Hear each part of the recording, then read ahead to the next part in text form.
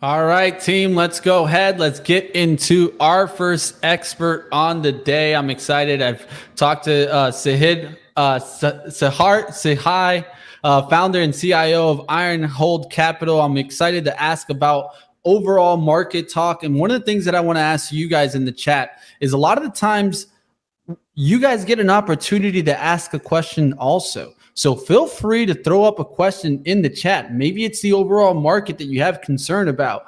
Maybe it's a specific stock, and maybe I can bring it in with an industry and we can talk about it. Let's go ahead and get to our interview today, but definitely give us a thumbs on up and throw some questions in the chat. This is your opportunity also. If you go to other networks, one thing that's going to be a lot of the times different is you don't get the opportunity to ask a question. So right here on Benzinga, enjoy that opportunity and let's get to it. All right, let's go ahead. Let's bring on my interview. Siddharth, say hi. How we doing today? Founder and CIO of Iron Hold Capital. Welcome to the show. Honored to be here, Mitch. Thank you for inviting me again. Really enjoyed our first time and looking forward to it. Looking good, and I'm ready to get into the market. Let's talk about what you've recently seen in this overall market. We've had a little run up, right, in the last couple of weeks. A lot of questions start coming into play, especially when we start getting above levels that we're breaking out through ranges and kind of holding up here. Now you're hearing a lot of people in the camp, whether this is a new bull market or that we may test down the lows in the year. Which camp are you in here? I'm in the latter camp. I don't think it's it seems like a rally that's fueled by just, easy money that's entered the market for some reason. If you look at the interest rates where they are right now this year, and you compare them to where they were last year, and when you look at the valuations on the S&P 500, the market doesn't make sense from that perspective. S&P is giving a yield of about 5.5%. And the risk-free rate, to simplify it, what you can keep in the bank and get risk-free is about, anywhere from 3 to 3.5%. So when you look at the premium, the risk premium in this case, it's about 2%, 2.5% at most. And when you look at historical risk premiums, the range has been around 5.5 to 6%. So it wouldn't make sense to me that the market, which was very overvalued last year, is now, pretty much there again, but in an interest rate environment that's much worse, and obviously an inflationary environment that is, unprecedented almost. So I think investors have to be very cautious. I don't think this is a market where you can, you have to be really careful. You have to prioritize capital allocation. Now, I've heard a lot of talk about if this economy is strong right now or is it not strong. How would you feel about this? Well, currently the economy is doing well. Unemployment numbers are good, spending numbers are good. I mean, companies are onboarding a lot of capital expenditure. So it's good from a demand standpoint, and it's getting there in terms of supply. Although the lag between demand and supply has been one of the reasons why you have so much inflation. And I think some of that inflation will be transitory. But right now, the economy, I think, is good.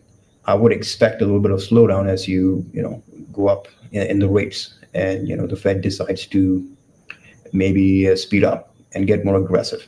So I don't think there's any fundamental weakness in the economy, but I do think the market's pretty overvalued in my view.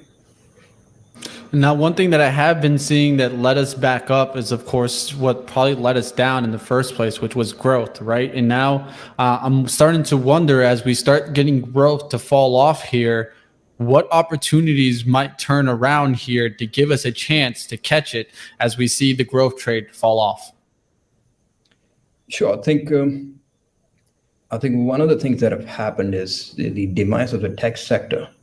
At least it was a demise until a month ago. Now it's sort of climbed up a little bit, but you will still find companies within the tech sector that were profitable, run by great management teams, had a very strong balance sheet, and were getting better year by year.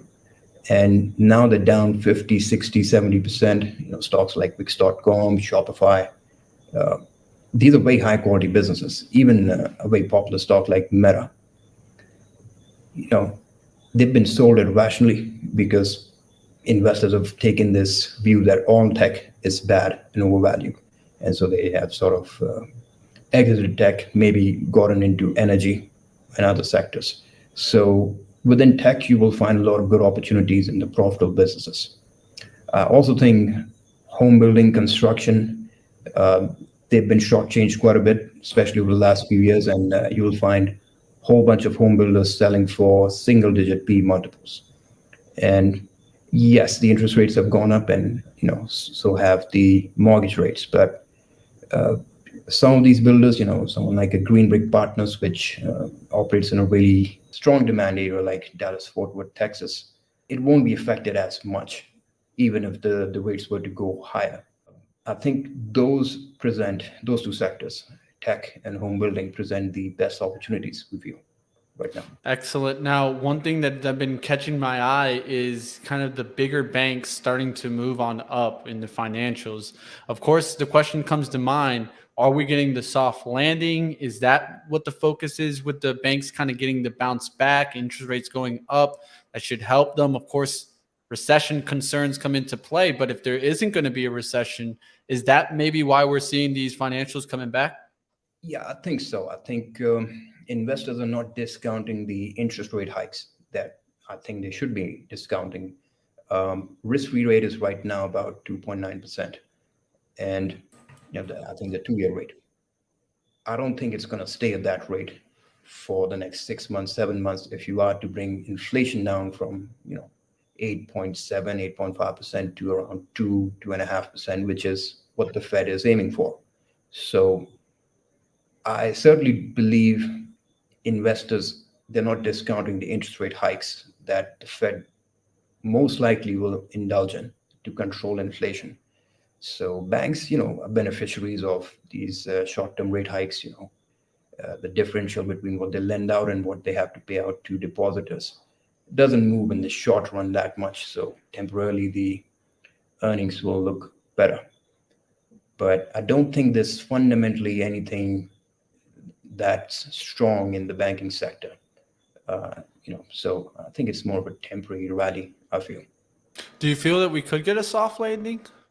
Historically, anytime inflation has been above 5% and the Fed has tried to curb it, they've never been able to do so in a smooth manner without causing a recession. So the odds are against it. I also think, that the Fed's opinion has been that they're going to wait on the data for inflation month by month, and then they're going to decide from there. I don't think you can have that reactionary approach to inflation because it could be rampant and could get away from you very quickly. I don't know what will happen, obviously, in terms of the macro of the situation, but I do think the Fed will always prioritize controlling inflation over protecting markets. So if inflation gets out of hand, this market could come to a brutal end. So Yeah. soft landing seems unlikely. Yeah, it's something that I'm keeping on watch. I think a lot of people say, yeah, inflation's peaked, but will inflation come back? It can always come back, especially if we start getting more political issues or if oil starts taking off again, and the pressures can really come really quick. Now, of course, I know that you probably weren't too surprised to hear that Ryan Cohen sold out of his stake in Triple BY. What do you think about the whole situation here? And do you feel that investors were kind of duped here? It is difficult to say, because Ryan Cohen may have taken a position based on his view of the fundamentals, and maybe he got lucky, maybe he didn't. We don't really know yet. So I don't know. Maybe he was holding that position for a while. I don't think you can really pinpoint to one investor and say he's responsible for, you know, demise of one stock. It's a big stock. It's a $4 billion enterprise value, $1.5 billion market cap stock. So I don't think the whims and fancies of one investor will affect the stock price movement for such a big company. And so, I would reserve my opinion on Mr. Cohen. But I do think it's a very overvalued stock. When you look at Bed Bath and Beyond, it's a dying retailer. It's been losing revenue every year for the last 5 years. Hasn't been profitable for the last three. Has a market cap of 1.5 billion. It really has no value when it comes to discounted cash flows because there are none. It's been a money losing business for a while. And even in terms of assets, they don't surprisingly own a bunch of real estate that you would expect from a retailer. I think last we looked at it, they had $26 million worth of real estate, which is in the big scheme of things, given their valuation, almost nothing. So I would be very careful. It seems like a crazy overvalued stock still at the current valuations. So investors, I think, should be cautious. Definitely, I would agree with that. And, one of the things is always actually looking into financials, right? And I think that, something can happen where stocks sometimes get disconnected from their financials for a while, but usually that always comes back into play. Thank you for coming on today, Siddharth Singhai, founder and CIO of Ironhold Capital. And we'll definitely have you back on. My pleasure. Thank you for inviting me.